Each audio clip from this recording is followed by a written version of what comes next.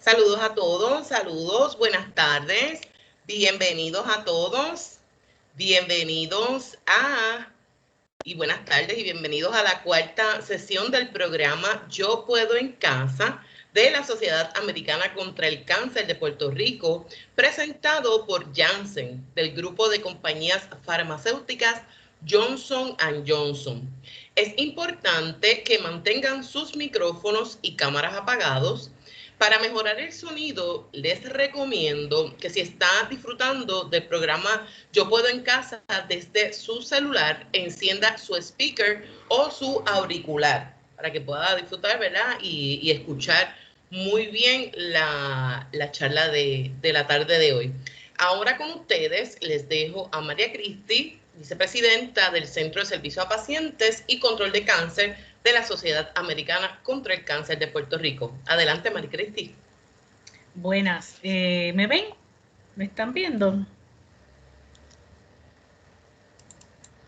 ¿Me escuchan? Te escuchamos. No te vemos aún, pero te escuchamos. Bueno, pues no sé por qué, porque tengo la cámara prendida. Bueno, pues muchísimas gracias por acompañarnos en el día de hoy nuevamente en nuestro programa Yo Puedo en Casa.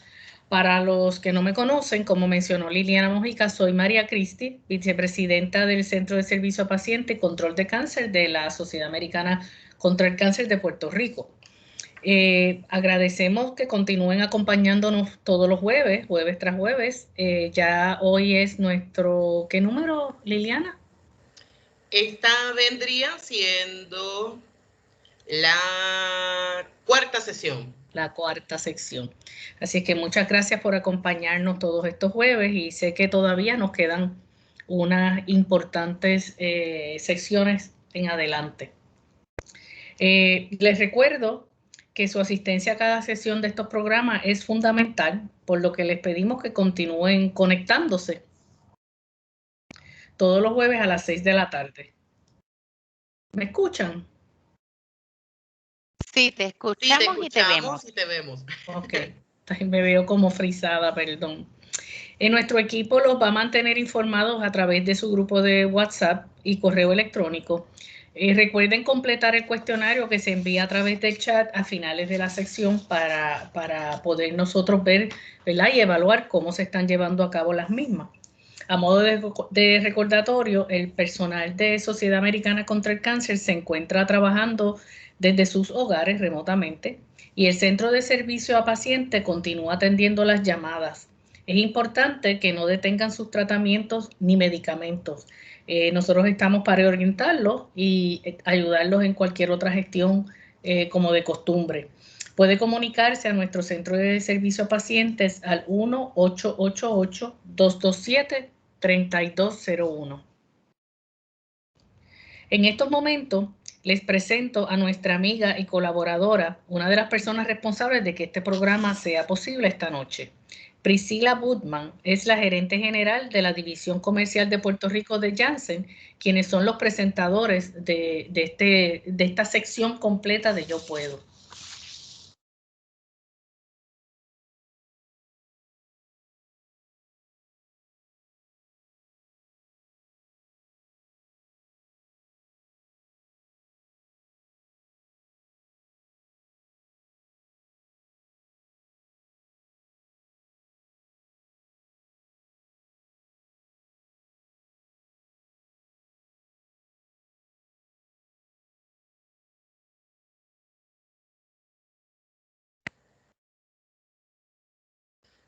Bueno, por aquí Liliana nuevamente dándole la bienvenida a todos los que se han ido conectando a esta su cuarta edición del programa Yo Puedo en Casa. Como ustedes saben, la tecnología, ¿verdad? A veces nos trae algunos retos, así que en el día de hoy entendemos, ¿verdad? Que el internet está jugándonos en contra, pero ya estamos listos entonces para presentarles el video de nuestra amiga y colaboradora de Janssen. Adelante.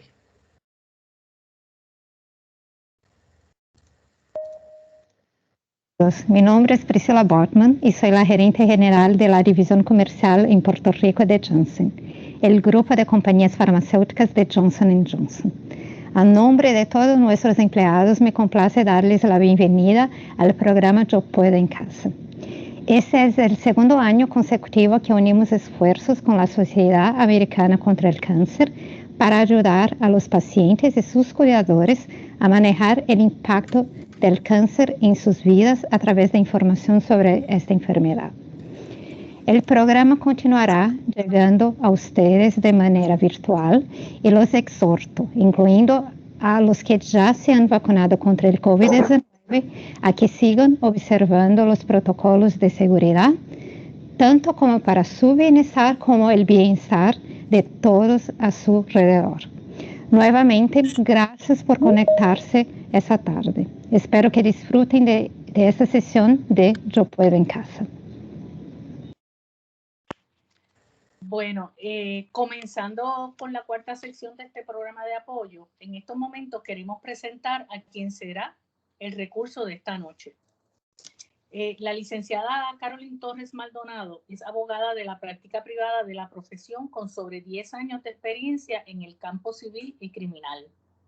Es corredora de bienes raíces, instructora y colaboradora en diversas entidades sin fines de lucro a favor de la concientización del cáncer en Puerto Rico.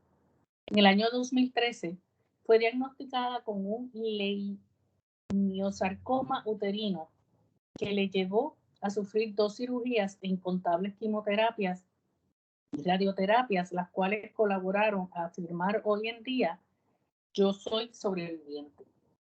Muchos pueden resistir la embestida de una fuerte ola, pero ¿cuántos pueden navegar sobre esta y hacer de la tempestad su infusión de vida? Su experiencia con el cáncer la ha llevado a crear una plataforma digital para sobrevivientes en la cual comparte información valiosa.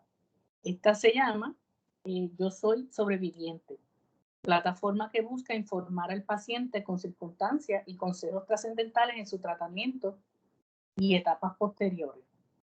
En la actualidad, es una gran colaboradora de política pública en otros asuntos de la Sociedad Americana contra el Cáncer, el Centro Comprensivo de Cáncer, las voces de Raiza Vélez Plumey, con una colaboración con la coalición Voces de Vacunación, entre otros grupos y otras instituciones que trabajamos directamente en la parte de abogacía y de política pública.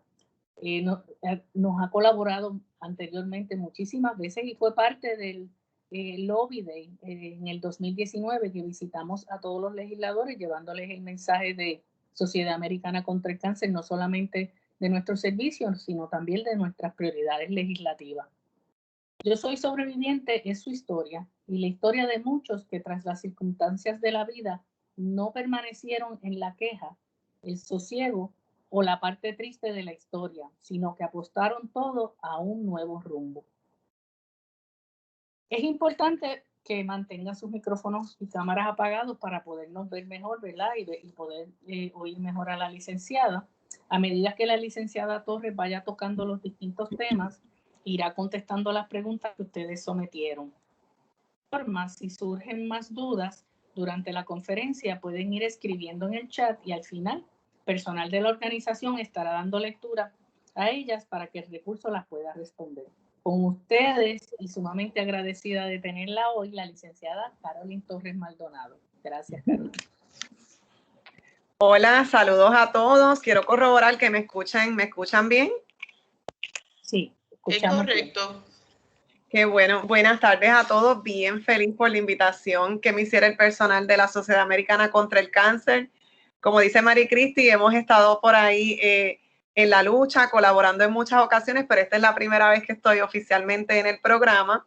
Así que bien contenta de compartir con todos estos pacientes, sobrevivientes, cuidadores, el personal de la sociedad y un poco quizás revivir todo el proceso que al igual que ustedes, pacientes y cuidadores y sobrevivientes, pasaron, ¿verdad? Revivir esas experiencias, pero desde un punto de vista más bien legal y un poco compartirle todas aquellas cosas que quizá me ayudaron y todas esas lecciones que se aprendieron, esta vez no solo como paciente, sino como abogada, ¿verdad? De la práctica privada de la profesión. Así que bien contenta, si quiero expresarle, ¿verdad? Cómo más o menos vamos a llevar la dinámica de lo que sería explicarle todos los aspectos legales que están relacionados a lo que es la enfermedad del cáncer y el proceso. Sí les digo que son muchos detalles, hay muchos mitos, ¿verdad? Mucha información, a veces confusa, pero en la tarde de hoy, más allá de quizá, ¿verdad? Crear una consulta o podamos decir que usted se vaya con una consulta como si hubiese sido un abogado, lo que pretendemos es que usted se lleve una información básica de cuáles son esos derechos que existen en Puerto Rico, cuáles son esos remedios que usted puede tomar en X o Y situación, situaciones que pueden ir desde el aspecto preventivo, desde el aspecto de diagnóstico, tratamiento y posterior. ¿Qué recursos tenemos, verdad? ¿Qué recursos nos da la ley y el Estado para que este proceso, que de por sí es difícil, no se vuelva más complicado de lo que debería ser? Así que un poco hacerles esa salvedad si ustedes, alguno de ustedes en el proceso, luego quiere consultar posteriormente conmigo algún asunto sensitivo o algo más específico, sin problema ninguno. Luego yo doy mi información para que las muchachas les puedan compartir y poder aclarar cualquier duda. Digo eso y también les expreso que luego de que terminemos la presentación, les voy a compartir al personal de la sociedad lo que es la legislación vigente. Vamos a estar hablando de distintas leyes, distintos códigos, y no pretendo que lo anoten y quizás estén un poco estresados en ese sentido, así que sepan que mejor se concentren en abstraer lo que es la información básica y luego, mediante un correo electrónico, yo le envío al personal de la sociedad las leyes que estarían ahí y usted con calma en su casa la lee y está más tranquilo en ese aspecto. Así que en ese sentido, quiero comenzar haciendo la salvedad de dos cosas, ¿verdad? Hoy vamos a hablar de derechos y leyes, que son cosas que están aprobadas por la Asamblea Legislativa. Quiero hacer la salvedad de que eso no necesariamente significa, y lo vamos a ver en la Carta de Derechos del Paciente de Cáncer y otras legislaciones, eso no significa que en este momento esas cosas se estén implementando, algunas de ellas, o que estén completamente en funciones. Simplemente vamos a hablar de lo que está aprobado. Hay algunas cosas que están resultando, hay otras que necesitan mejorar, pero vamos en ese sentido en buen camino si ya las tenemos. Dos cosas. Quiero dividir esta conferencia en dos aspectos que tenemos. Tenemos unos derechos que el gobierno nos ha brindado a los pacientes, sobrevivientes y todas las personas que están alrededor de la persona que está siendo afectada por esta enfermedad. Y eso yo los denomino como si fuera las cuestiones públicas. Gobierno, gobernador, asamblea legislativa, nos da unos derechos a nosotros mediante legislación, diciendo se puede hacer esto, no se puede hacer esto otro. Entonces, esos derechos van dirigidos hacia entidades públicas, hacia entidades privadas y cualesquiera otras. Entonces, eso es un aspecto de lo que es lo legal que existe ahora para cobijar a los pacientes. Pero otro aspecto que a mí me gusta hablar y que no se habla mucho es el aspecto privado.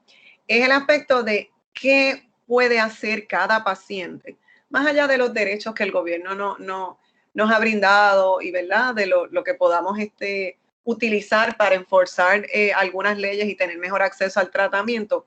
¿Qué yo puedo hacer como paciente privadamente para que mi proceso a través del cáncer sea un poco más llevadero, para que esos familiares tengan unos recursos de cómo conducirse en ese proceso? Y ahí vamos a ver los poderes, vamos a ver los living wills, vamos a ver testamentos, derecho de alimentos. Así que para mí tan importante es una como es importante la otra, porque entiendo que como pacientes sí tenemos que reclamar nuestros derechos, pero es importante que nos empoderemos de las herramientas que legalmente existen para nosotros darle esas herramientas a los familiares y nosotros quizá organizar ese proceso. Así que en cuanto a los derechos que están aprobados actualmente, vamos y primeramente a lo que es como dicen por ahí, la Carta Magna. Yo sé que Mari Cristi, que habló con ustedes casi ahora, ya se sabe esto del cabo al rabo, la Carta de Derechos del Paciente de Cáncer. Esa es, si nosotros pensamos en Puerto Rico en la Constitución como aquel documento del cual emana todo, de donde salen todos los derechos del pueblo puertorriqueño, pues la Carta de Derechos del Paciente de Cáncer es como ese equivalente. Es donde el gobierno en Puerto Rico establece cuál es el norte, cuál es, Mari Cristi nos hablaba ahorita de la política pública. ¿Qué es política pública? No es otra cosa que qué es lo que el Estado desea, hacia dónde el Estado se dirige con los pacientes de cáncer. Entonces, la Carta de Derechos del Paciente y Sobreviviente es una legislación que está vigente desde el 2012 y es un documento bastante extenso que recoge todas y cada uno de esos derechos que se entiende que usted como paciente, sobreviviente, como cuidador, usted tiene en ese proceso, ¿verdad?, de enfrentar la enfermedad del cáncer.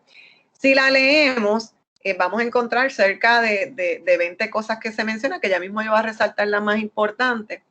Y vamos a ver que muchas personas me dicen, ay, licenciada, pero eso es solamente en el papel, o esas son cosas de utopía o difícil de cumplir. La realidad es que, ¿verdad?, más allá de que se esté trabajando o no, son las normas hacia donde se dirigen los reglamentos, las ordenanzas en las agencias y hacia dónde vamos a estar. Así que actualmente la Carta de Derechos del Paciente está aprobada. En esta carta, y hablaba con Mari Cristi antes de iniciar la presentación, se le establecen unos derechos mínimos a los pacientes de cáncer. Y esos derechos tienen que ver mayormente con el acceso que tienen esos pacientes al tratamiento. Específicamente, cuando usted tiene un diagnóstico, el derecho que usted tiene a que razonablemente y en un tiempo, ¿verdad?, con celeridad y rápido, usted pueda recibir ese diagnóstico y usted pueda ser referido a esos doctores especialistas, entiéndase en este caso oncólogos, ¿verdad?, en todas las dimensiones que ellos están, para que desde ese momento de ese diagnóstico no exista una demora, ¿verdad?, como sucede en muchas ocasiones, irrazonable, hasta que usted pueda llegar hacia ese subespecialista.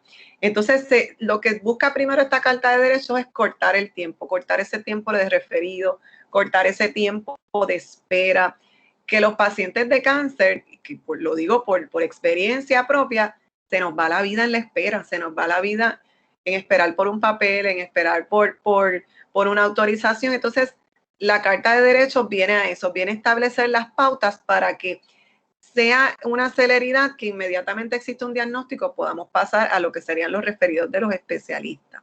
Nos trae también, en el caso de los pacientes de cáncer que tengan un plan de cuidado de salud, que se pueda referir en los casos que aplique en 72 horas a la cubierta catastrófica. Eso es algo que administrativamente se está trabajando.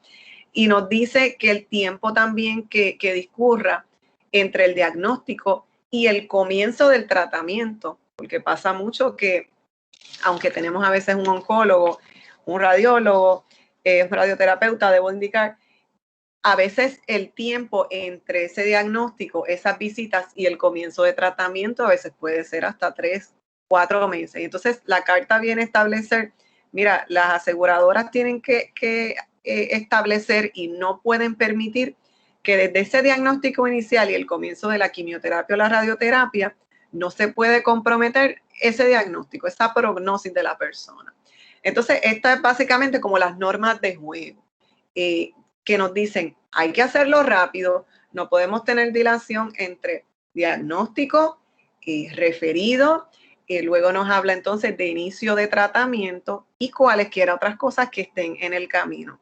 Y entonces dice, las aseguradoras no pueden entonces en ese sentido rechazar cualquier tratamiento que no esté pactado, pero que esté dentro de las bases de cuidado estándar de lo que sería el cáncer. Y eso lo vamos a ver ahorita en una ley que María Cristi estuvo por ahí trabajando mucho este año, que vino a ampliar un poco esos derechos. Entonces, ¿verdad? Básicamente la Carta de Derechos continúa estableciendo los derechos que ustedes tienen como pacientes a conocer a fondo y a profundidad lo que sería la naturaleza del diagnóstico.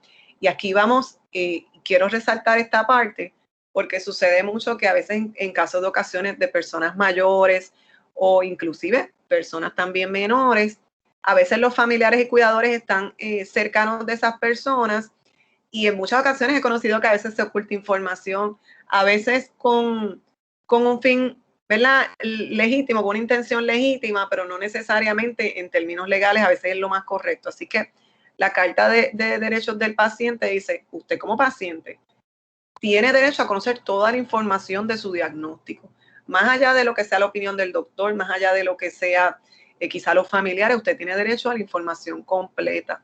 ¿Por qué? Porque la información completa le brinda a usted un consentimiento informado, de manera que si usted decide someterse a una quimioterapia, a una radioterapia, usted tiene todo el escenario de lo que sería el aspecto de la prognosis y el aspecto clínico para tomar una decisión correcta. Sin embargo, cuando se oculta información o su doctor o ¿verdad?, de alguna manera u otra, la gente que está envuelta en su tratamiento se oculta o se desinforma, pues entonces usted no está tomando una decisión completamente correcta. Así que vamos a ver más adelante cuáles son las consecuencias según esta ley, pero la realidad es que cuando uno lo lee y son muchos incisos, es lo formidable y lo que todo el mundo quisiera que fuera el estándar de cuidado de los pacientes de cáncer. Sin embargo, la realidad es que, ¿qué les puedo decir? Día a día, pues esto no necesariamente se cumple. Y a veces la evidencia de ello es las muchas llamadas que reciben los muchachos allá en la sociedad, tratando de que se le ayude a los pacientes a navegar con estas aseguradoras. Así que, pero sí que sepamos que existen, ¿verdad?, estos derechos, al igual que nos habla de que los centros de cuidado, sean centros de radioterapia, hospitales o centros de tratamiento, tienen que cubrir y tienen que todo el tiempo vigilar que esto se cumpla, que se cumpla la implementación de esa celeridad, de esos referidos, de ese acceso a información, de que no se le dé al paciente una espera que no sea razonable, ¿verdad?, en ese sentido. Entonces, quiero puntualizar, bien importante, que cuando los pacientes se encuentran inclusive en una etapa avanzada y final, y lo leo textualmente de la ley, cada adulto o representante, las personas que están alrededor, tienen derecho a que se pongan también, y esto lo dice la ley, pero todavía no tenemos, ¿verdad?, un reglamento que nos ayude a interpretar, que se pueda exigir un cuidado paliativo inclusive del dolor, ¿verdad?, según expuesto en la ley. Esto es algo bien... la novela en Puerto Rico, porque aunque se está hace unos años tratando de traerlo, no necesariamente a veces las aseguradoras incluyen lo que es el cuidado paliativo y el cuidado del dolor, a veces en un paciente que ya está en un estado avanzado, en un paciente al cual estamos dando, ¿verdad?, una calidad de vida en un momento difícil. Así que está contemplado en la ley, está en la base, en esa constitución de nosotros, los pacientes y sobrevivientes de cáncer, pero se ha ido, ¿verdad?, hasta el día de hoy hemos visto que hay algunas aseguradoras que poco a poco han tratado de implementar esto, pero no todas. Así que más adelante, ¿verdad?, yo les voy a compartir a ustedes lo que son cada uno de las normas y lo que la política pública del Estado dice que los pacientes de cáncer deben de tener. Sin embargo, tengo que hacer la salvedad de que esta ley actualmente, ¿verdad?, expresa que para que esta ley se implemente se va a conformar una junta asesora. Se dice, licenciada, ¿qué es eso en arroz y habichuela? Pues algo tan sencillo que como para implementar todos estos derechos de celeridad, de acceso a información, de que no tengamos que esperar entre un referido y el otro, se nos dice que tiene que haber una junta y esa junta va a estar conformada por gente del departamento, gente del centro comprensivo, personas de distintos denominaciones y lugares, para que todos estos trabajen en un reglamento y trabajen en cómo vamos a poner, como digo yo, lo que está en el papel, esos derechos están aquí, pero que quizá no los estamos viendo implementados ahora mismo. ¿Cómo vamos a hacer que esto funcione, verdad? Y nos pone como ente regulador el procurador del paciente, comisionado de seguros, que ha cambiado de tiempo en tiempo, pero estas como las entidades donde uno puede irse a querellar. Sí les digo, la ley está aquí.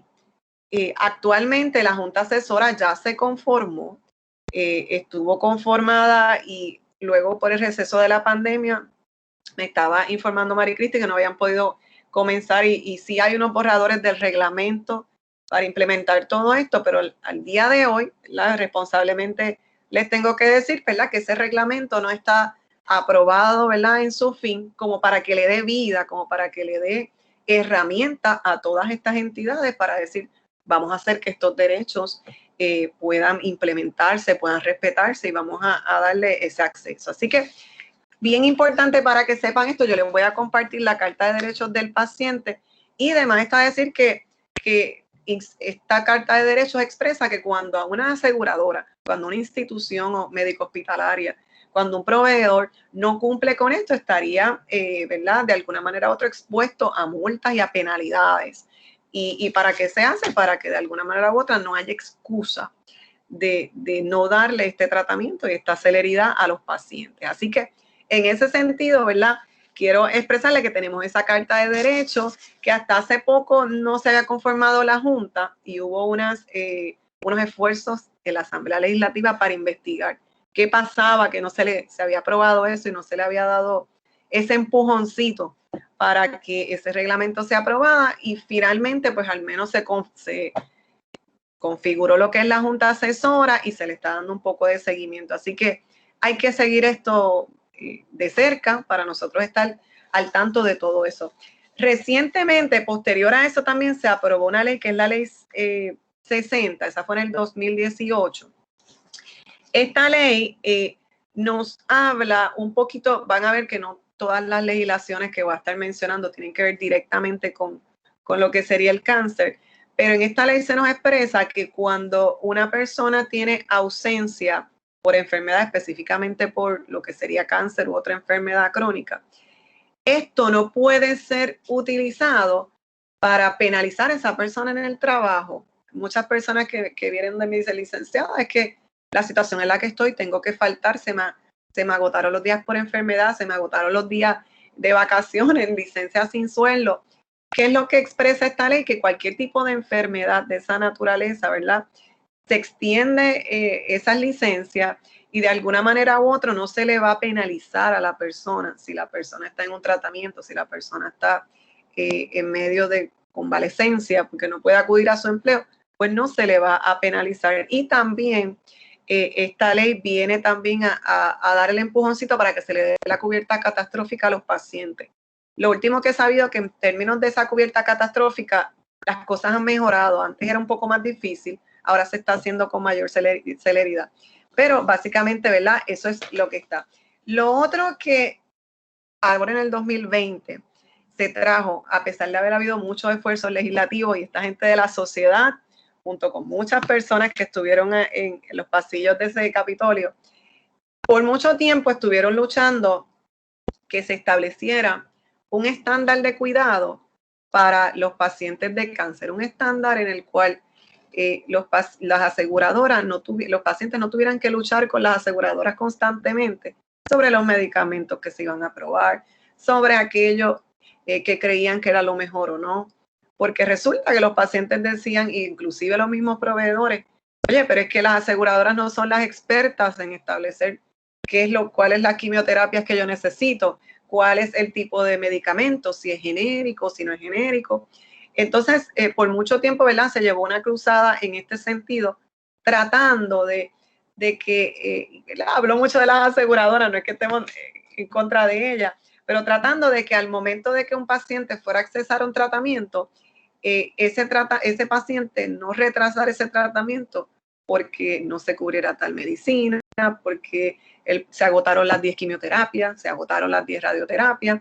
Entonces, ¿verdad? Dentro de mucha legislación, recientemente vimos que se aprobó lo que es la ley especial para asegurar el acceso a tratamiento y diagnóstico de pacientes de cáncer. Esta ley, ¿verdad? Es algo un poco más sencillo que la Carta de Derechos del Paciente y Sobreviviente de Cáncer, pero tiene un detalle muy importante que ustedes como pacientes deben de saber, y es que establece ahora que las aseguradoras, y lo leo textualmente, u organizaciones de la salud que provean planes médicos individuales o grupales deben tener disponible una cubierta que incluya de forma mandatoria los tratamientos, medicamentos, pruebas diagnósticas incluidas en las guías de la Red Integral de Cáncer, ¿verdad? Según sus siglas en inglés, que son los tratamientos y estándares a nivel nacional, y o los aprobados por la FDA. De manera que aunque yo sé que la intención de ¿verdad? Las personas que estamos en favor de todos los pacientes y eso, a veces queríamos que fuera una cosa a veces más amplia, sí tenemos una base en la cual de alguna manera u otra la legislación nos está diciendo, miren, aseguradoras, el estándar no es aquellas cosas que ustedes entiendan que son las razonables para un paciente de cáncer. Vámonos con las guías nacionales de la Red Nacional e Integral de Cáncer, que son unas guías estándares que se revisan año tras año por médicos especialistas y que se establece qué es lo mejor y qué es el cuidado estándar para un paciente de cáncer de seno, para un paciente de cáncer de próstata, ¿verdad? Y así por el estilo. Y así, de alguna manera u otra, esta misma ley también establece cuál es el cuidado preventivo, las autorizaciones, y todo el tiempo se refiere, y que hagamos alusión a lo que son las guías de la Red Nacional Integral del Cáncer. Así que un avance bien grande. Esto fue, ¿verdad? Que se firmó dentro en medio de la pandemia, y expresa que si bien es cierto que las aseguradoras tienen el derecho la obligación de brindarlo, los pacientes tienen el derecho de recibir ese estándar de cuidado. Hay una elevación ahí de lo que sería el estándar de cuidado, y al igual que lo que es la Carta de Derechos del Paciente y del Sobreviviente, nos establece unas multas a toda aquella persona que no cumpla con esta información. Pero, al igual que dije con la Carta de Derechos, nos establece que hay una junta asesora y que se va a aprobar un reglamento para implementar esto.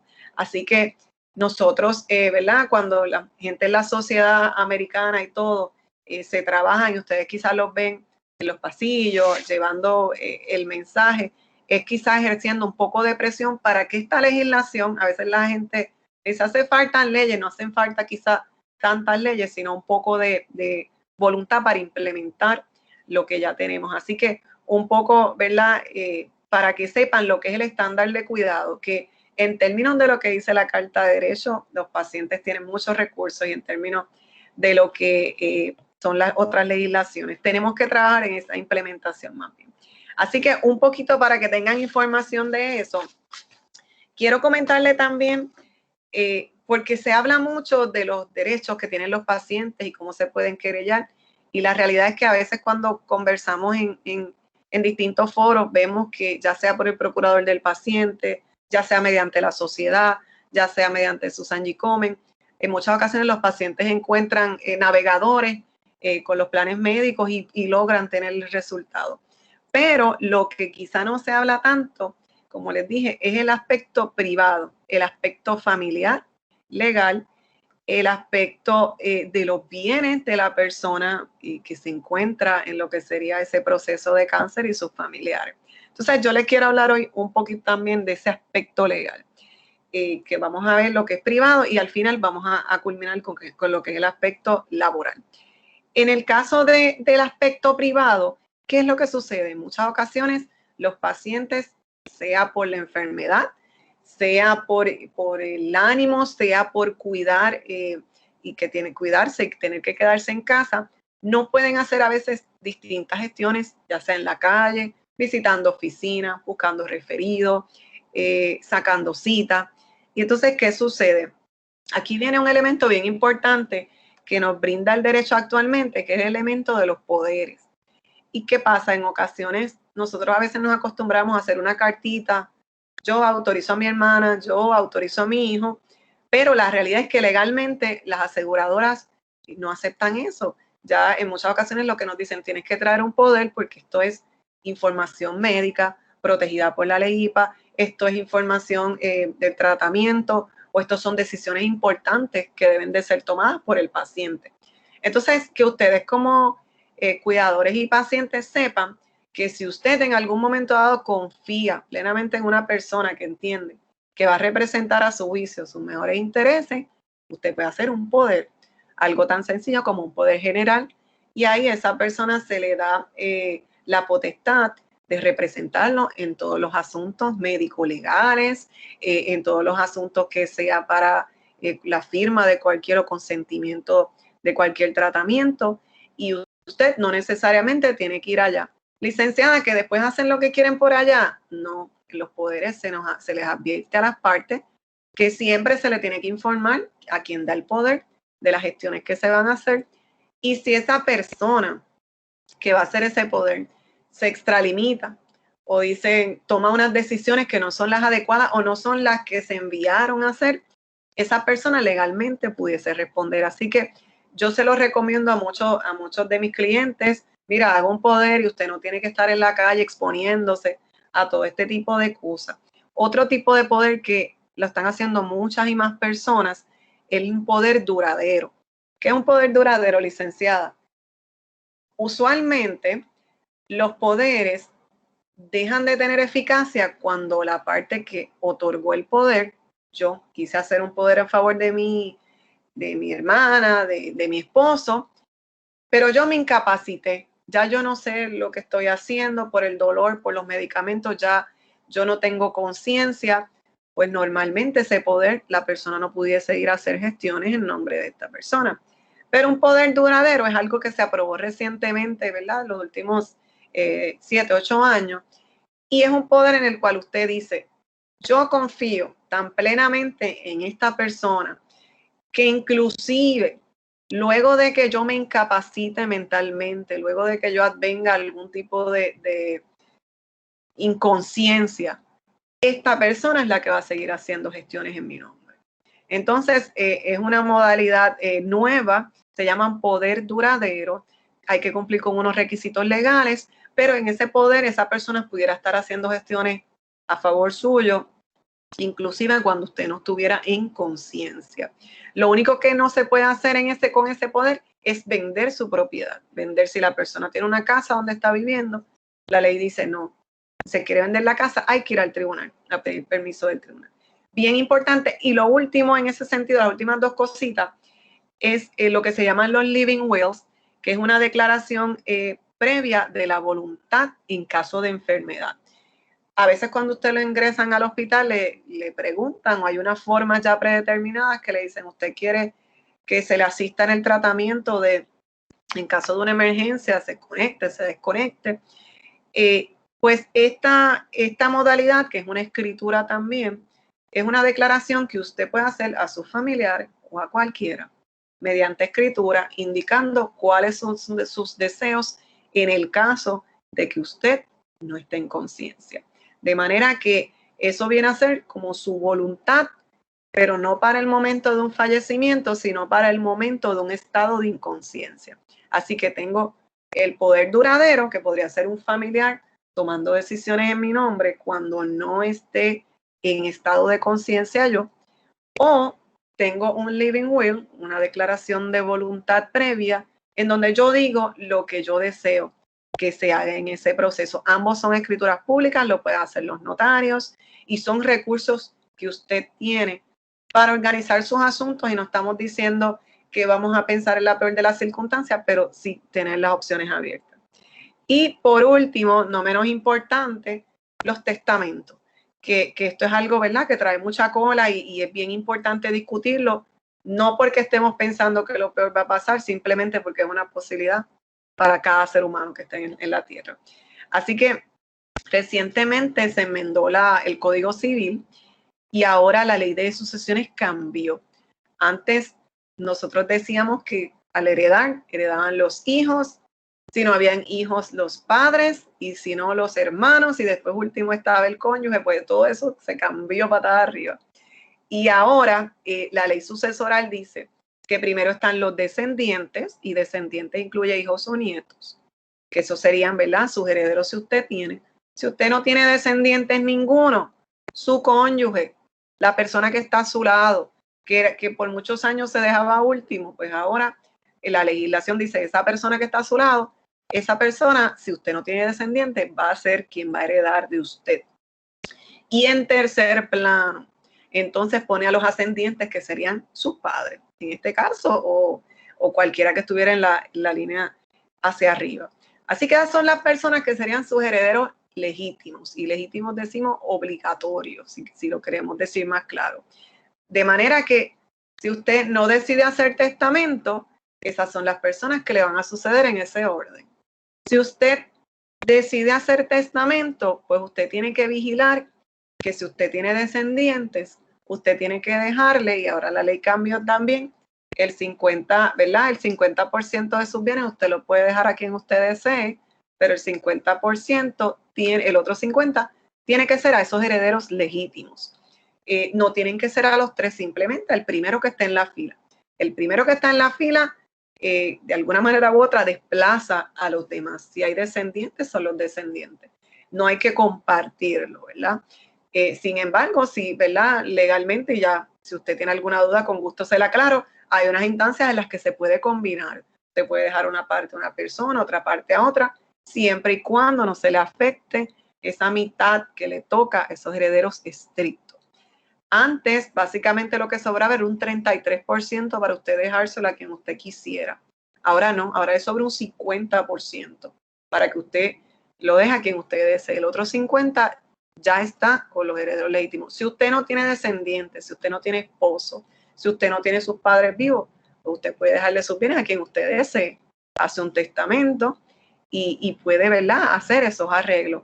Pero en ese sentido la ley vino un poco a liberar, porque antes todo era bien restrictivo, en base a quienes tenían, ¿verdad?, esos derechos y quienes podían reclamarlos. Así que ahora un poco, quizás si usted tiene alguna persona que usted quiere dejar a cargo de todo ese asunto, un albacea, y usted quiere compensarle, usted puede hacerlo con esta nueva modalidad, porque hay un poco más de libertad en términos de los acomodos que se puedan hacer financieramente. Entonces el testamento, bien sencillito, mediante escritura pública.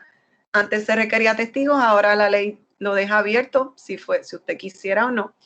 Y entonces pudiese hacerlo mediante abogado o pudiese hacer el testamento hológrafo, que hológrafo no es otra cosa que a mano, ¿verdad? Usted lo escribe, usted lo firma, usted le pone la hora y entonces pues usted lo tiene guardado en su casa, en un lugar seguro, o usted le deja saber a alguien que así lo tiene. La diferencia es que nosotros recomendamos un testamento mediante abogado, porque está firmado, está sellado, hay copia, consta, versus el testamento hológrafo, que igual tendrían ambos legitimidad, pero puede desaparecer ese testamento hológrafo, puede dañarse si no se comprueba que es la firma de la persona que lo hizo, puede impugnarse. Así que ambos podrían ser válidos, sin embargo, ese testamento hológrafo necesita un proceso de llevarlo al tribunal para que se compruebe. Como eso no fue delante notario, ahí no hubo testigo, hay que comprobar que eso realmente fue la voluntad del testador. Así que, ¿verdad?, dicho eso, para que conozcamos un poquito que esos son recursos que tenemos en el proceso para nuestro tratamiento, para nuestros bienes en el momento de la enfermedad y también en un momento, ¿verdad?, posterior. Así que hay muchas personas que les gusta dejar todos esos asuntos arreglados. La ley provee para eso. Y otra cosita bien importante que quiero incluir, y había dentro de las preguntas que me envió Arlene por ahí, me decían, licenciada, ¿qué pasa si yo tengo un cónyuge y yo vengo con cáncer y en ese momento ese cónyuge se quiere separar de mí, o yo no tengo los recursos para mantenerme, o yo soy un joven universitario que estoy estudiando, mis papás me pasaban pensión y ahora tengo cáncer, pero ya cumplí la mayoría? El Código Civil también, aunque cambió, hay unas disposiciones que se mantienen que se llaman alimentos entre parientes. Nosotros sabemos que existen los alimentos para menores, que son lo que son las garantías oficiales que ofrece el Estado para cuidar que esos menores estén alimentados. Pero aunque las personas lleguen a la mayoría de edad, sigue habiendo y el Estado busca que las familias se apoyen, que las familias en caso de incapacidad, en caso de enfermedad, se sustenten. Así que hoy día el Estado de Derecho es que existen unos derechos de alimentos entre parientes. ¿Y qué pasa? Eso se extiende a padres y eso se extiende a hijos e inclusive en otras ocasiones a hermanos. ¿Verdad? ¿Cómo se configura eso? Si usted tiene, ¿verdad? Usted como padre tiene unos hijos que trabajan, que tienen unos recursos y usted, después de haber verificado todos sus bienes, usted no tiene manera de sustentarse, está incapacitado, y digo, no legalmente, ¿verdad? Pero físicamente no puede trabajar y necesita dinero para su tratamiento y como le dije, usted no tiene bienes, no tiene absolutamente nada más. Usted puede traer al tribunal y demandar a esos ascendientes, a esos padres o a esos descendientes, esos hijos o a ese cónyuge, si estuviese separado, para que traiga alimentos, para que le apoye. Claro, el tribunal siempre va a ver distintos elementos, el tribunal va a ver, vamos a ver cuánto esta persona necesita, vamos a ver cuántos recursos tiene esta persona. A lo mejor esta persona dice que no tiene dinero, pero tiene 3 propiedades que una de ellas se puede vender para pagar el tratamiento. Y vamos a ver los recursos de a quien se le piden, porque si esos alimentos entre parientes se le piden a otra persona que esté igualmente incapacitada, que no posee los medios, pues entonces hay poca probabilidad de que se conceda. Pero si el derecho está, hay un derecho en el cual se busca que las familias se apoyen y se sustenten. Yo tuve un caso bien triste de un joven hace un año que había tenido la mayoría de edad, estaba estudiando en la universidad y un papá pedía que se quitara lo que fue el proceso de la pensión. Sin embargo, en el camino, el joven le dio cáncer. ¿Y qué sucede? El tribunal mantuvo esa pensión, ese joven no estaba estudiando, ese joven no estaba trabajando, pero tenía una incapacidad en ese momento, no podía sustentarse, pues aunque fuera mayor de edad, sus papás legalmente estaban llamados a seguir apoyándolo, al igual que estaría, ¿verdad?, una persona manteniendo un hijo que estuviera encamado en su casa o con alguna incapacidad o impedimento. Así que eso es bien importante. Sí. También quería dejarles saber, entre eso de los alimentos entre parientes, los esposos, si en el proceso de divorcio usted se encuentra separado, usted se encuentra iniciando un proceso de divorcio, hay una cosa que se llama la pensión excónyuge. Hay una pensión excónyuge que es durante el proceso del divorcio y hay otra que se extiende por muchos años. Y en ese sentido, eso se da como parte del proceso del divorcio. Y usted dice, yo me voy a separar, me estoy divorciando, pero yo necesito la asistencia de quien era mi cónyuge, mi esposo o mi esposa, porque tengo determinadas incapacidades. No puedo trabajar en estas circunstancias, no puedo valerme por mí misma. Puede ser algo temporal, puede ser que en ese momento usted terminó y ya luego se acabó la pensión excónyuge.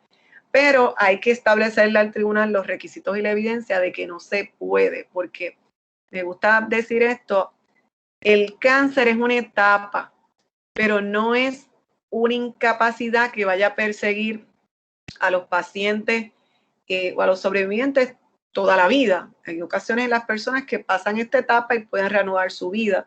Hay otras personas que no, ¿verdad? Que puede ser recurrente. Pero la palabra de por sí no va a inclinar al tribunal a decir vamos a poner la pensión o no. Se va a ver siempre las circunstancias.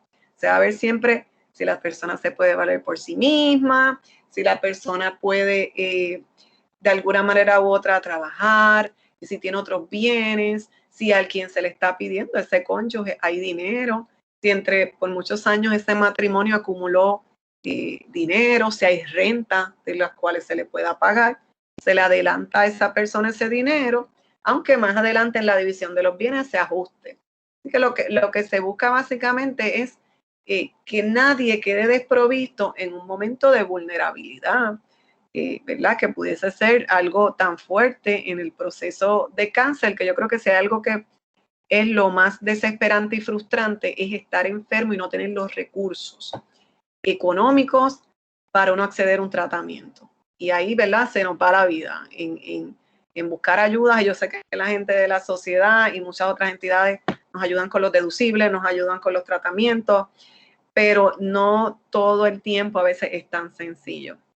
Así que en ese sentido que sepamos esa parte de la legislación. Yo hablo mucho y rapidito. Me voy a detener en este momento. No sé si algunas de la sociedad quieran hacer una intervención o se le permita a alguno de los participantes hablar para entonces yo continuar con otros aspectos. Pues tan pronto ustedes culminen, tenemos una sección de preguntas y respuestas, así que, ¿verdad? Si usted así lo desea, pues le damos paso para que usted pueda terminar y entonces pasamos a las preguntas y respuestas. ¿Está bien? Super. ¿Cómo estoy con el tiempo? Entiendo que estamos bastante bien, así que tenemos algunos minutos adicionales y pasamos entonces a las preguntas, que como le comentamos, pues tenemos bastantes preguntitas, así que... Ok, vamos por ahí. Entonces, bien importante, como les dije, recapitulando, hablamos un poquito de lo que es el Estado de Derecho en Puerto Rico. ¿Qué es lo que nos está ofreciendo el Estado? ¿Cuáles son los derechos que están allá afuera? Y más allá de eso, ¿cuáles son los caminos? Y recapitulamos que es la Oficina del Procurador del Paciente, el Comisionado de Seguros, que es donde se hacen las querellas contra las aseguradoras por violaciones, así también el Procurador del Paciente, pero también nos inclinamos porque a mí me gusta que nosotros, los pacientes sobrevivientes, también asumamos un rol en nuestro tratamiento. No pensemos nada más que otras personas, ¿verdad?, van a dictar. Nosotros asumamos un rol activo y en ese rol activo hablamos de qué yo puedo hacer para quizá yo no afectarme, enviar a unos familiares mediante un poder. Puedo establecer qué yo quiero que se haga para mi tratamiento médico. Puedo ampliar el universo de mis recursos, no solamente a buscar recursos en lo que se dice, ¿verdad?, en las distintas entidades. Yo puedo tocar la puerta de mis familiares en el sentido, ¿verdad?, de la familiaridad, pero en el sentido legal, que usted también tendría ese derecho. Y entonces también puedo establecer que yo deseo que se haga en mi tratamiento. Entonces, habiendo dicho eso, pues uno va un poco a poco organizando lo que sería ese periodo y por último hablamos de lo que es los testamentos. Pero hay algo que no hemos hablado y es muy importante.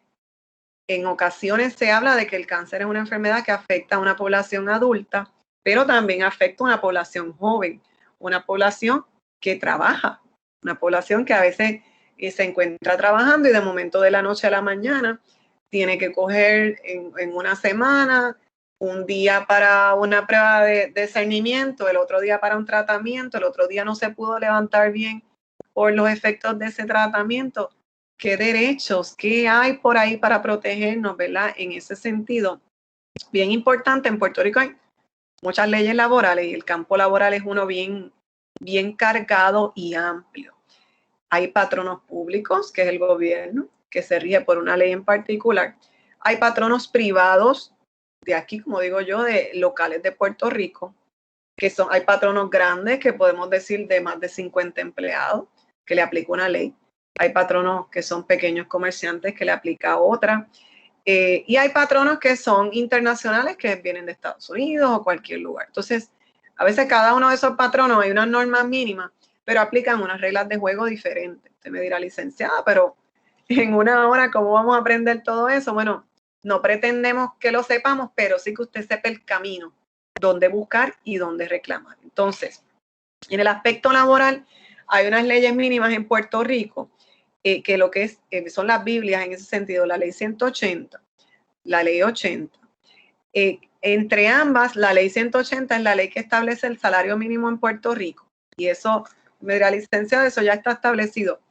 Lo es, pero también esta ley expresa cómo se acumula licencia por enfermedad.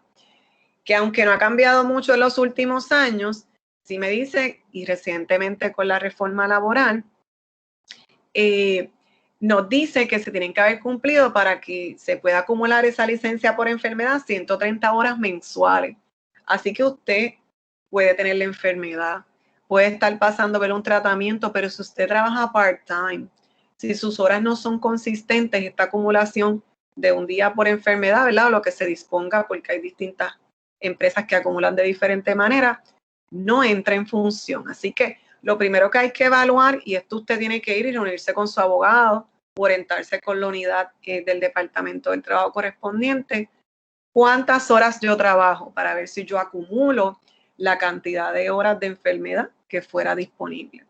Cuando yo acumulo, ¿verdad? Mediante la ley 180 esas horas por enfermedad, ¿cómo yo voy a tomar de esas horas por enfermedad? La ley mínimo nos dispone que usted acumula, ¿verdad? En tiempo razonable y normal esa licencia por enfermedad, acreditándole a patrono la razón, ¿verdad? Por la cual usted estaba a hacer en una gestión médica.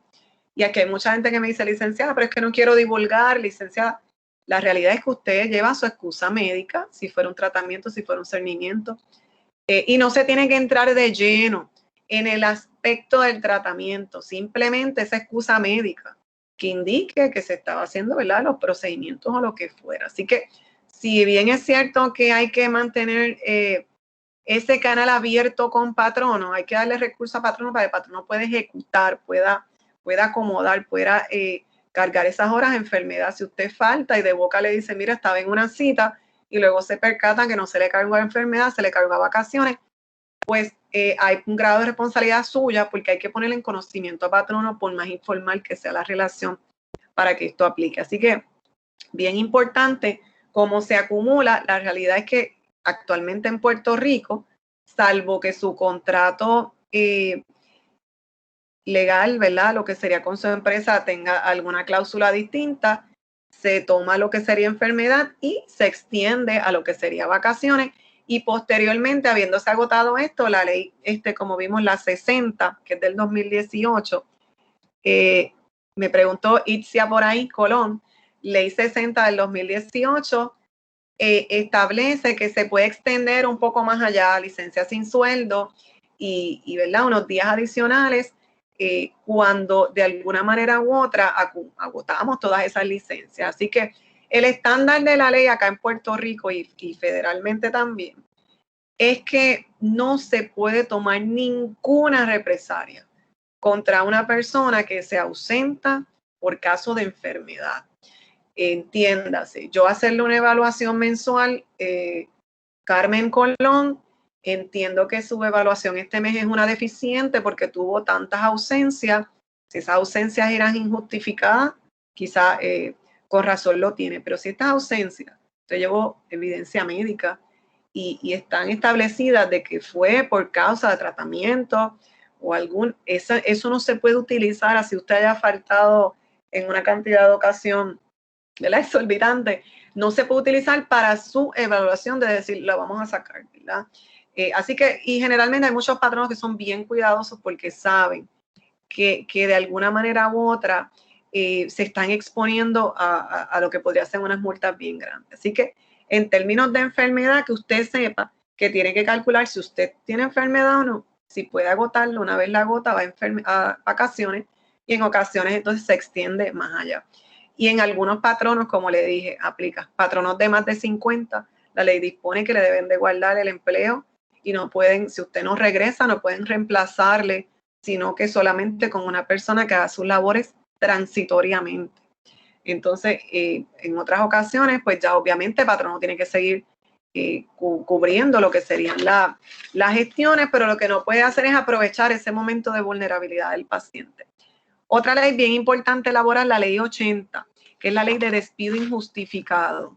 Hay de aquellos patronos que despidan a una persona en esta situación de enfermedad de cáncer o de esta modalidad. La ley que le expresé ahorita que era la ley 80, expresó que precisamente los patronos decían, no te vas a despedir por la enfermedad, pero sí porque está faltando mucho.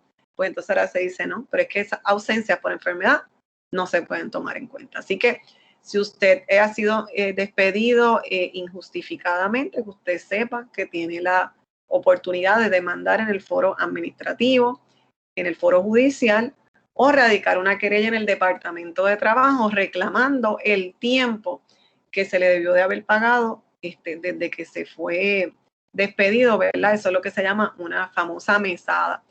Antes la ley decía que todos los despidos eran injustificados y que si usted radicaba una querella le tocaba al patrono decir, no, es que yo lo voté con razón o yo lo voté porque sí, debería, la ley presume que sí, así que había razón.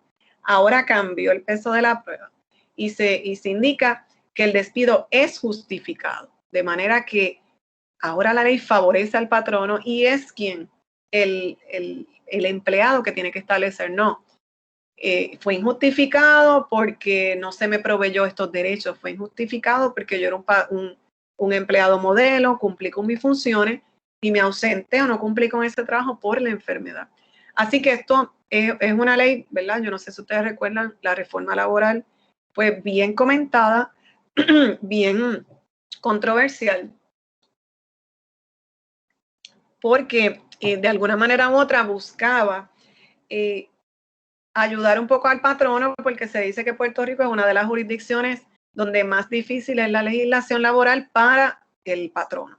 Así que un poco ahí se perdió esos derechos. Y entonces lo que sería la ley 100, que es la ley también antidiscrimen, que establece unas multas, ¿verdad?, para el patrono que así lo hiciera, y esto es discrimen por raza, color, sexo, condición, ¿verdad?, médica según se establece, que usted entienda que de alguna manera u otra están beneficiando, disculpen, a otra persona, usted teniendo las mismas capacidades, usted teniendo la misma cualificación, y usted entienda que por usted tener la enfermedad en ese momento, se le está dando una oportunidad a otra persona y usted no, tiene el derecho a reclamar bajo lo que sería la ley 100 también. Y estas leyes son estatales, pero estas leyes también se tocan mucho con lo que son las leyes federales, porque también hay un procedimiento en el cual se puede reclamar en el Tribunal Federal. En el Tribunal Federal no entran todas las reclamaciones laborales. Van a entrar aquellas reclamaciones en las cuales se viola una legislación federal. Entiéndase, y las más famosas, ¿verdad?, si podemos decir ahí, la ley ADA, la Family and Medical Leave Act, que ya mismo explicó un poquito, la ley ADA, bien importante, se utiliza para muchas cosas, pero lo sumo es el acomodo razonable. Y es bien caracterizada por eso, todos los acomodos razonables que se tienen que hacer una persona que tiene un disability. Y una persona que necesita esos acomodos, si usted necesita el aire acondicionado en una temperatura. Si ahora con el COVID, que es la famosa pregunta, si ahora con el COVID, licenciada, es que no me he vacunado, no puedo estar expuesta, soy una población de riesgo. Pues entonces la ley ADA es esa ley que protege en términos federales lo que sería las condiciones médicas o los disabilities de algún tipo de paciente que padezca una enfermedad. Bien importante con la ley ADA que el que usted tenga cáncer, para propósitos de la ley lo dice, no es igual, it's not equal to disability, no es igual a incapacidad. Tiene que ser que el cáncer afecte la manera en que usted se desenvuelve en su trabajo y lo incapacita para usted completar sus funciones. Si usted logra ajustarse a esa definición, entonces usted podría pedir unos derechos bajo la ley ADA, que es en la misma línea, ¿verdad?, de lo que es el EEOC, que es el Equal Employment Opportunity, que son leyes federales que buscan, y al igual que OSHA, que buscan que ese ambiente de trabajo para estas personas que tienen algún tipo de condición, algún tipo de desigualdad o incapacidad, sea uno de alguna manera justo y salubre. Así que bien importante, cuando tenemos patronos privados, siempre se debe de acudir y agotar esos remedios en la unidad antidiscrimen local que se tenga en esos patronos, recursos humanos, de manera que se le dé a patrono, y siempre le digo, a veces llegan clientes a la oficina y quieren demandar y quieren reclamar, y yo les digo primero, se le dio a patrono la oportunidad de corregir, se puso a patrono en conocimiento de la situación, se le llevó quizá esa certificación que indica que usted no puede estar sentado, que usted necesita los acomodos de una silla, de una temperatura, de no estar en la misma habitación con otras personas. Pues eso hay que poner en conocimiento al patrono, porque el patrono no puede ajustar si usted no informa, ¿verdad?, lo que sería esa situación. Así que es bien importante para la ley ADA que cualifiquemos como que el cáncer está haciendo de alguna manera u otra un disability en su día a día y que se hagan los acomodos razonables. En términos federales, la gente, muchos les gusta ir al Tribunal Federal porque cuando se violentan estas leyes, a veces se duplican y hasta se triplican las penas, porque lo que se busca es que los patronos ni se atrevan a tomar represalias contra las personas, y las multas ciertamente en el Tribunal Federal generalmente se tienen que cumplir. Y hay unas multas administrativas y hay unas multas que se trabajan sobre lo que sería compensar a la persona que sufrió el daño, bien importante. Y la otra ley federal que se escucha mucho de ella es el Family and Medical Leave Act, que es la que establece, y por ahí vi a alguien que Natalia Pérez, que nos comenta de alguna ley laboral que proteja al cuidador, que tiene que tomar tiempo. Natalia, el Family and Medical Leave Act. Yo se las voy a enviar luego un resumen, ¿verdad? Aunque estatalmente generalmente lo que se busca es copiar un poco lo que dice la legislación federal, pero siempre uno va donde es la raíz, que es esa legislación federal que dice que se puede tomar tiempo de lo que es enfermedad para cuidar a una persona, y ellos lo expresan como un relative, una persona que es un cuidador directo de esa persona, y que patrono no puede tomar ninguna represalia en ese sentido. Así que, Natalia, sí existe, ¿verdad?, ese derecho, y es bien importante que lo reconozcamos, pero sobre todo es importante que nosotros, y siempre les digo, que pongamos en conocimiento a esos patronos de las situaciones que se están dando y que tratemos de mitigar.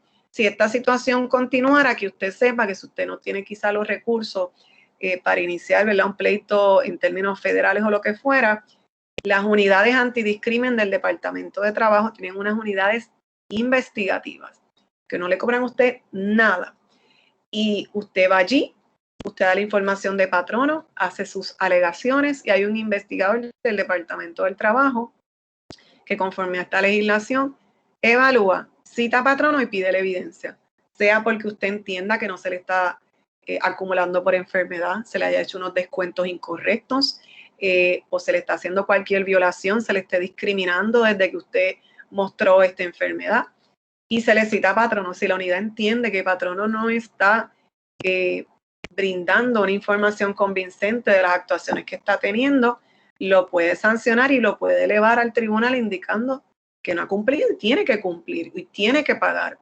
Y en ese sentido, como los patronos le tienen bastante miedo al Departamento del Trabajo, porque tiene muchas represalias en términos de multas y medidas que pueden tomar para que, ¿verdad?, el proceso se dé.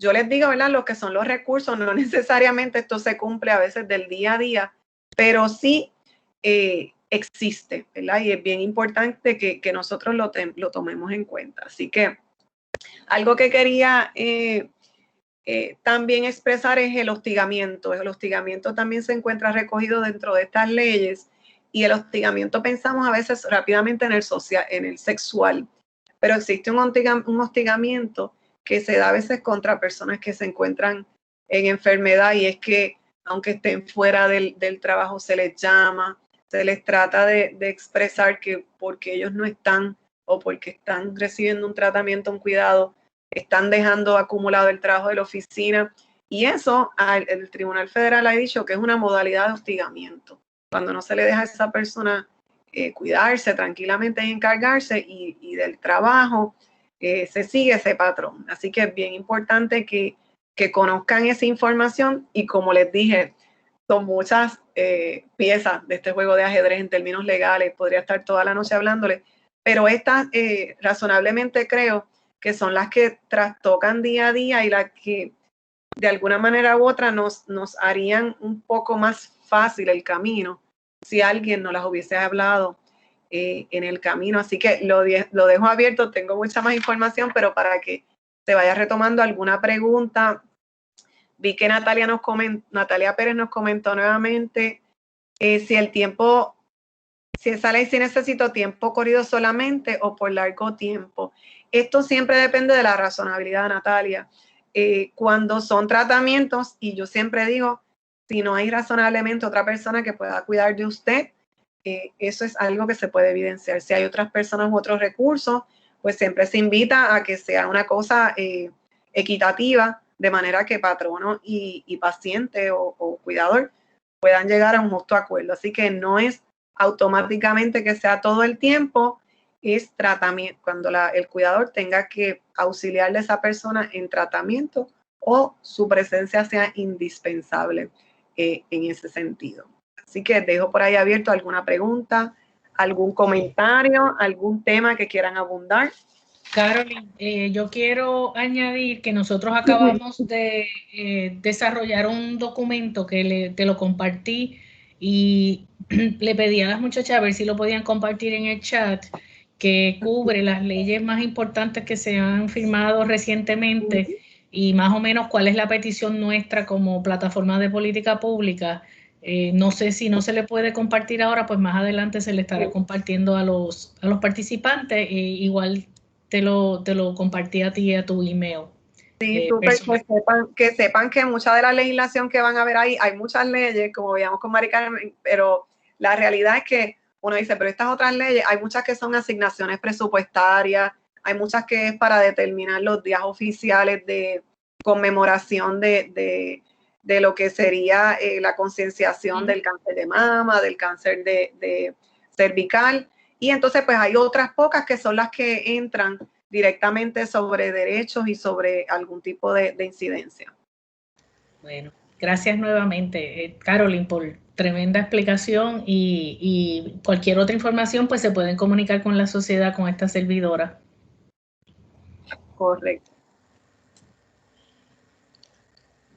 Bueno, le damos las gracias a la licenciada Carolyn Torres Maldonado por traernos esta información tan valiosa. Ella ha ido contestando tanto las preguntas que hicieron los participantes en días anteriores como las que hicieron a través del chat.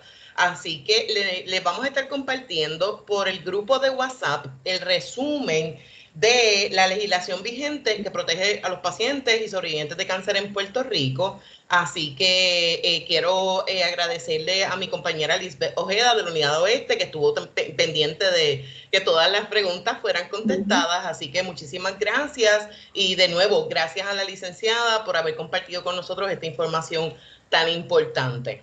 Sí, a ustedes por la invitación, que sabemos que estas cosas legales pues siempre son una cosa bien personal, y que cualquiera de los pacientes, ¿verdad?, que necesite cualquier tipo de asesoría libre de costo, ¿verdad?, como nosotros hacemos para que tenga una base, cualquier duda que pueda hacer, nos puede escribir a nuestro correo electrónico, después entonces yo se lo comparto, o cualquier otra información, pues estamos siempre a la orden. Perfecto, muchas gracias, licenciada. Y quiero darle las gracias a todos por asistir en la noche de hoy a la cuarta sesión de Yo Puedo en Casa. Los esperamos el próximo jueves con el tema Comunicando sus sentimientos. No olviden completar la encuesta que fue enviada a través del chat. Es sumamente importante para nosotros su opinión y sus recomendaciones. Así que ya pueden accesar al chat de la presentación de hoy para que encuentren entonces la encuesta. A nuestros amigos de Janssen, muchas gracias por hacer posible este programa de Yo Puedo en Casa de la Sociedad Americana contra el Cáncer. Los dejamos con un mensaje final. Que tengan todos una linda y hermosa noche. Gracias por acompañarnos hoy en esta edición de Yo Puedo en Casa. A nombre de todos los empleados de Janssen, quiero expresar mi más sincero agradecimiento por su participación. Janssen reafirma su compromiso con la misión de la Sociedad Americana contra el Cáncer y continuaremos trabajando para cumplir con nuestra promesa de crear un futuro donde las enfermedades sean cosa del pasado.